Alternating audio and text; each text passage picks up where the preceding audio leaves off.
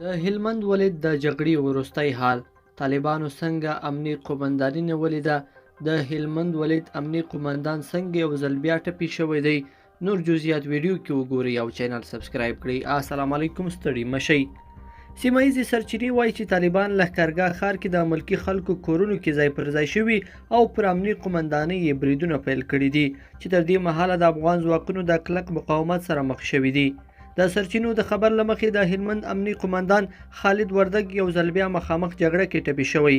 بلخوا د هلمند قلي اردو قومندان وایي دا چې طالبان د ملکي خلکو کورونو کې ځای پر ځای شوي نو د قومندانۍ شاوخوا کې هوایي بریدونه نشو کولی، خو د ښار نورو برخو کې بریدونه کړي دي.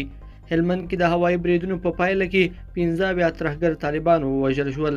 تېره ورځ هوایي ځواکونو د هلمند ولایت لښکرګاه ښار اړوند تورتنګ سیمه کې د ترهګرو طالبانو تجمعات په نښه کړي چې په پایله کې 15 ترهګر طالبان وژلي او 18 نورې ټپیان کړي دي. همداراز په دې بریدونو کې د ترهګرو طالبانو زیات شمیر وسلې، مهمات او تجهیزات هم له منځه وړل شوي دي.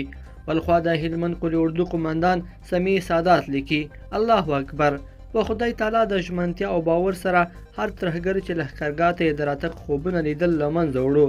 د افغان وسلوال پوځ په سلګونه ځانګړي ځواکونه لښکرګاه ته راغلي او د ښار د پاکولو په سترو عملیاتو کې شامل شول.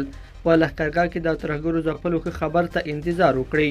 که یو ترهګر لښکرګاه ته راشي یو ترهګر به مري، او که زر راغلل نو زر ترهګر به مري. بلخوا پکتیکا کې هم 11 ترهګر طالبان وژل شوي. تېره شپه دفاعي او امنیتي ځواکونو د پکتیا ولایت سید کرم ولسوالۍ اړوند ترهګر طالبان په نښه کړي چې په پایله کې 11 طالبان وژل شوي او 6 نور ټپیان شوي دي. لیدونکو په دې هیله چې دا مطلب به مو راسره تر پایه پورې لیدلی وي. که مو دا ویډیو خوښه شوې ویډیو لایک کړئ او چینل سبسکرایب کړئ. تر بیا ښه وخت.